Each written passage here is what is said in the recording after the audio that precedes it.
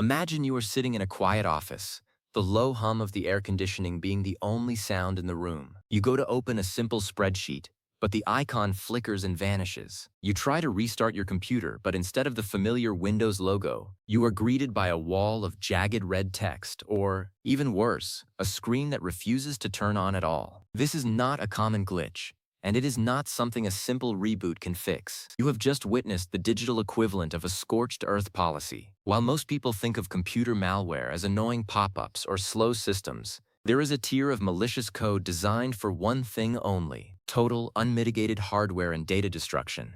These are the programs that do not want your credit card number and do not care about your passwords. They want to erase your life's work, melt your motherboard, and paralyze critical global infrastructure.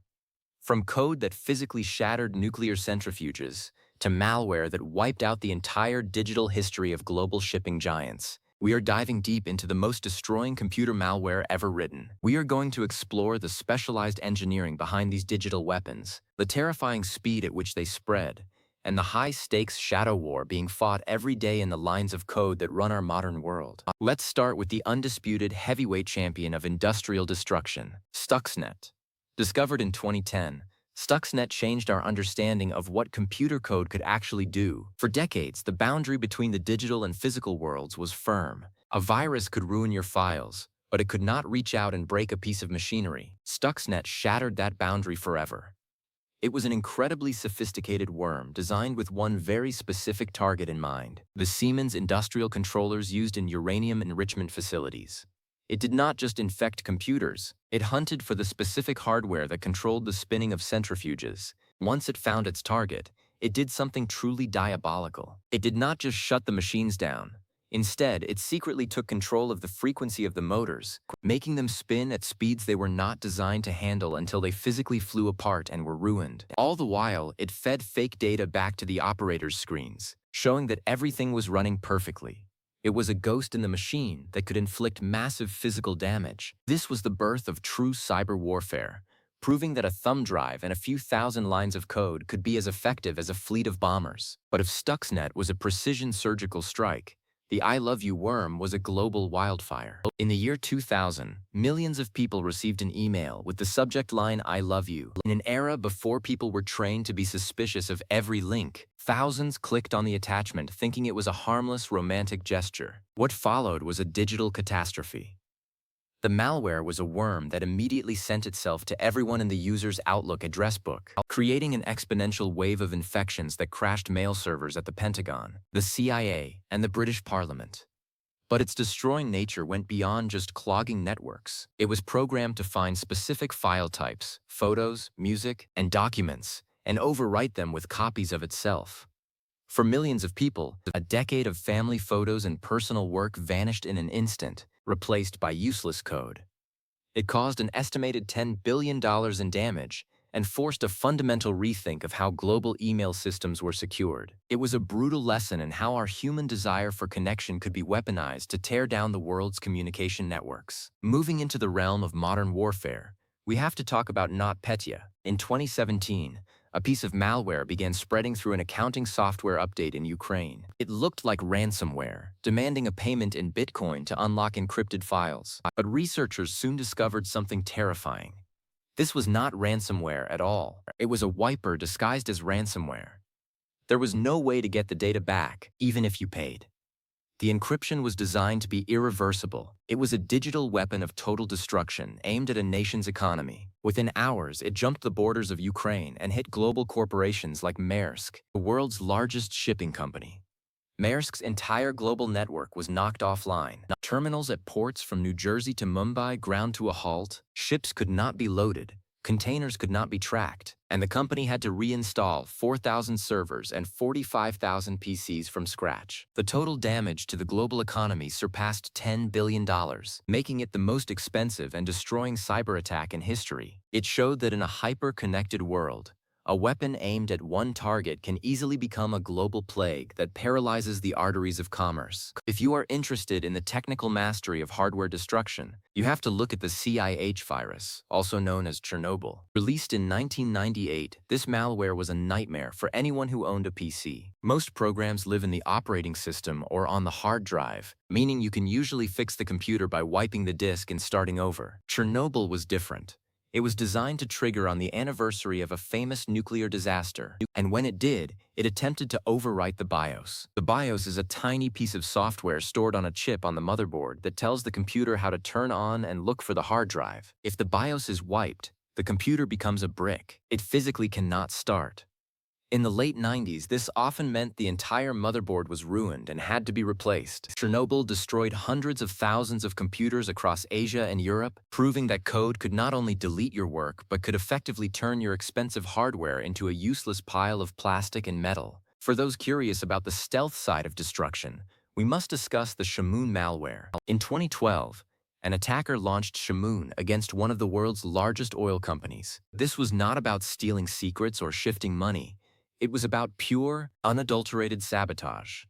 In a single afternoon, Shamoon wiped the hard drives of 30,000 computers, replacing the data with an image of a burning flag. It did not just delete files, it overwrote the master boot record, making it impossible for the machines to even find their operating systems. The company was forced to go back to 1970s-era technology, using typewriters and faxes to manage their global supply for weeks, while they frantically replaced their hardware. This was a direct attack on a nation's primary source of wealth, showing that the modern energy sector is entirely vulnerable to a few lines of destroying code. Let's look at the Melissa virus from 1999. While it did not delete files like Chernobyl, its destroying power came from its ability to cripple the world's most powerful corporations through sheer volume. It was a macro virus that lived inside Word documents. When opened, it hijacked the user's email and sent itself to 50 people in their address book. This may not sound like much today, but in the early days of corporate networking, it created a massive surge in traffic that overwhelmed the servers of companies like Microsoft and Intel. They were forced to shut down their internal networks just to stop the spread. It was a denial-of-service attack on a global scale, proving that even a program that does not break anything physically can be incredibly destroying by simply making it impossible for people to do their jobs. It cost hundreds of millions of dollars in lost productivity and showed that the speed of the internet was a double-edged sword. One of the most technically impressive but destroying worms was Slammer, which hit in 2003. Slammer was unique because it did not even require a user to click on anything. It was a fileless worm that lived entirely in a computer's memory. It targeted a vulnerability in SQL servers and was only 376 bytes in size, tiny enough to fit in a single network packet. Because it was so small and lived in RAM, it could replicate at an unbelievable speed. In just 10 minutes, it had infected 75,000 servers across the globe. It was so aggressive that it accidentally shut down the internet in several countries for hours and crashed the emergency response systems in several major cities. It even disabled bank ATMs and airline reservation systems. Slammer did not want to steal anything, it just wanted to spread, and it did so with such ferocity that it became a digital heart attack for the global telecommunications system. Consider the Code Red worm of 2001. This was another memory-only worm that targeted web servers. Once it infected a server, it would leave a defaced message on every website hosted there. But its real destroying nature was its logic bomb feature. It was programmed to wait until a specific day and then launch a massive, coordinated attack on high-profile government websites. It was an early example of using a botnet of infected computers as a weapon of political protest. It forced agencies to change their IP addresses and caused millions of dollars in cleanup costs for IT departments around the world. It showed that infected computers could be used as a collective army to strike at the symbols of power, making the internet a new and unpredictable theater of conflict. A particularly disturbing example of a wiper is the Sony Pictures attack of 2014. A group used a piece of malware to infiltrate the internal network. This was not just about leaking unreleased movies or private emails. Code was designed to wipe the hard drives of the entire company. Employees watched in real time as their files vanished, replaced by a haunting image on their screens. The malware also targeted the company's servers, effectively deleting their entire digital infrastructure. The studio was forced to shut down its global operations for weeks. This was a full-scale corporate reset, showing that even a multi-billion-dollar entertainment giant could be brought to its knees by a group of determined attackers with a destroying payload. If you are interested in the finance and economics of computer knowledge, you have to look at the business of modern ransomware, specifically the Locky or Ryuk variants. While these are often seen as profit-driven, their destroying nature is in their collateral damage. When a major corporation or a city government is hit with ransomware, the cost is not just the ransom, it is the weeks of lost service. People cannot pay their utility bills, courts cannot process cases, and police departments lose access to critical records. The destruction here is the breakdown of civil order and public services. In the current landscape, the market for cybersecurity insurance is being reshaped by these events. Insurers are now realizing that a single piece of destroying malware can cause losses that exceed their ability to pay, leading to a hardening of the market where only the most secure companies can even get coverage. My Doom worm of 2004 remains one of the fastest spreading email worms in history. At its peak, it was responsible for roughly 25% of all emails sent worldwide. It created a massive backdoor on millions of computers, allowing attackers to take control of them at any time. The destruction was twofold.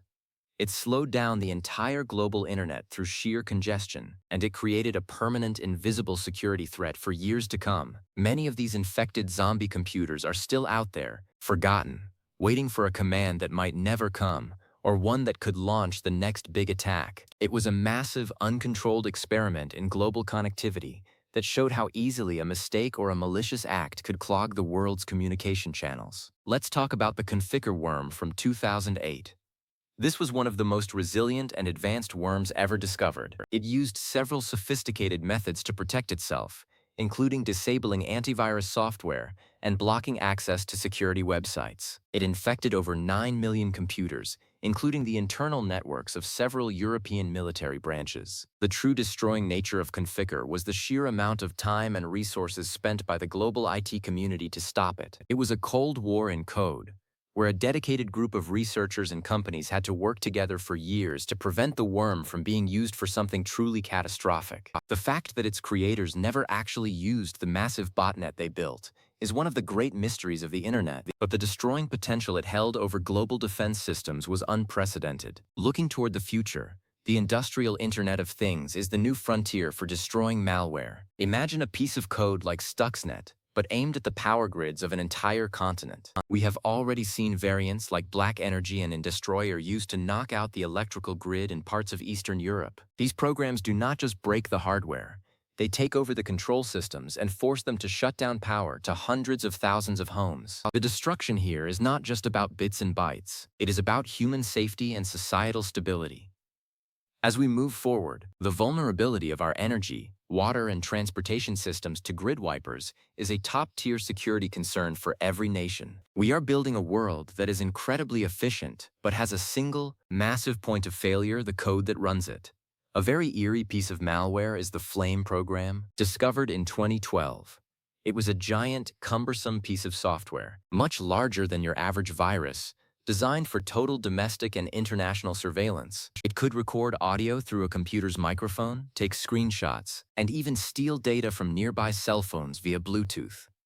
The destroying nature of Flame was the loss of secrets and the erosion of privacy on a massive scale. It showed that the most destroying weapon does not always have to break something physically. It can simply watch and listen until it has enough information to ruin a career or a government from the inside out. It was a masterclass in digital espionage that remained undetected for years, operating in the shadows of the world's most sensitive diplomatic networks. Why do state actors and hackers create these weapons?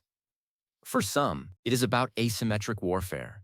A small nation or a group that cannot compete with a superpower's military can use destroying malware to cause significant damage for a fraction of the cost. It's about leveling the playing field.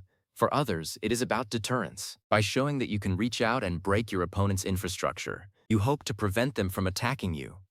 But the problem with digital weapons is that once they are in the wild, they can be studied, copied, and improved upon by anyone. The Stuxnet code has been analyzed by hackers worldwide, and its techniques are now part of the standard toolkit for cyber sabotage. We have released a force that we cannot easily contain. The Mirai botnet of 2016 introduced us to the destroying power of the Internet of Things. By taking over millions of insecure webcams and routers, Mirai was able to launch a DDoS attack so powerful that it took down some of the most important services on the internet for hours. While it did not delete data, it destroyed the functionality of the web for millions of people for an entire day. It proved that in the future, the most destroying forces might not come from a supercomputer, but from the unthinking devices in our homes and offices. Our desire for a smart world has created a massive, insecure army that can be turned against us in a heartbeat. The psychological impact of these destroying programs is also profound. After a major attack like NotPetya,